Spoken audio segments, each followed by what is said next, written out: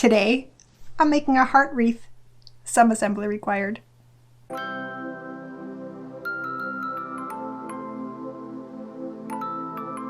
Hello, welcome back.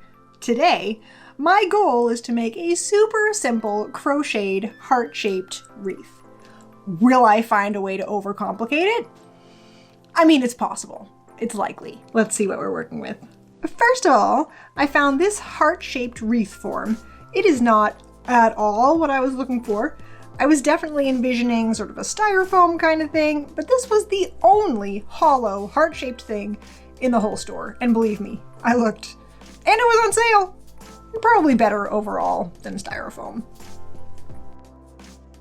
When I was starting to lose hope in the store, which didn't take all that long, I decided I could cut out a bunch of heart shapes out of some cardboard and layer them together to make my form. But that really doesn't fit the simple theme that I was going for this week. But it's totally an option if you cannot find the shape that you're looking for. And for our crochet wrapping, I picked up this super bulky yarn, which was also on sale. I got 2 skeins because I don't estimate well, and who knows, it might be fun to work with.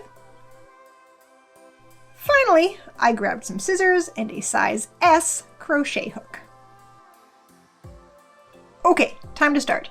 Some of these ends are rather sharper than you might think, so I'll try to watch out for that. I have tied a knot at the end of the yarn so it doesn't unravel. It looks kind of like finger knitting. Now, my plan is just to single crochet around the wreath form. Not sure exactly how it will look, but there's only one way to find out. I will start with a slip knot on my hook and the yarn behind the wreath form. This is not going to be pretty. I'll go under the form and bring back a loop, and then from behind the form, I get another loop and bring it through both loops on my hook. Ooh, it might take some tries before the tension is even. So now we just do the same thing over and over. Grab a loop from underneath and then pull a loop from the back through both loops on your hook. Look, you're crocheting. Now, every once in a while, I'm just going to try to squish all the yarn down so there aren't any big spaces. Well, all right, let me do a few more stitches so you can see how it goes. It's sort of awkward because I'm trying to keep it loose and also avoid all the sharp bits.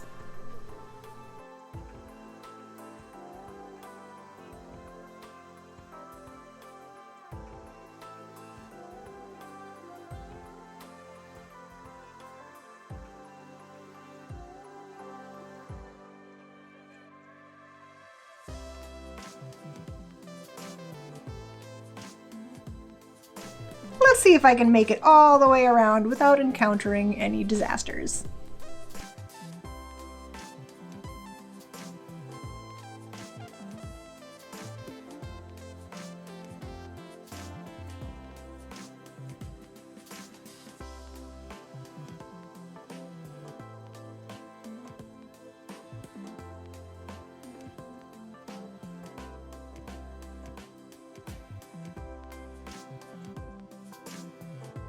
I'm not sure if I have a great tip for this middle part, except I just squished a bunch of stitches in, and I figure the pokey bits will probably hold them in place.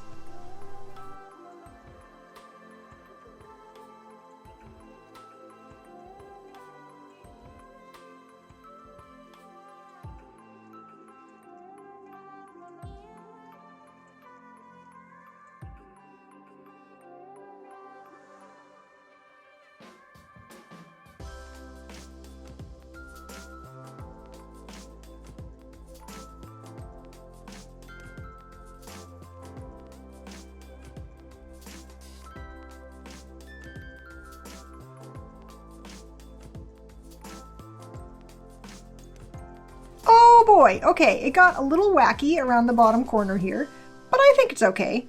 In a minute we can kind of rearrange things if the wires are poking out, but first I'm going to try to make a slip stitch into our first crochet to join this all together. So I'll stick my hook under this V here and pull through a loop.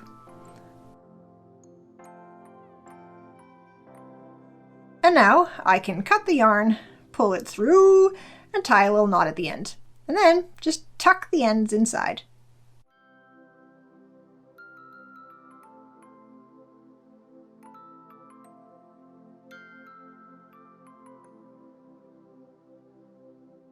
Pretty! I mean, it's a little wiggly, but that's okay. Now, I think this is perfectly acceptable to hang up as is, but let's see how it looks with some accessories. You could add a big bug. Maybe not. Some fluffy big hearts. A rose.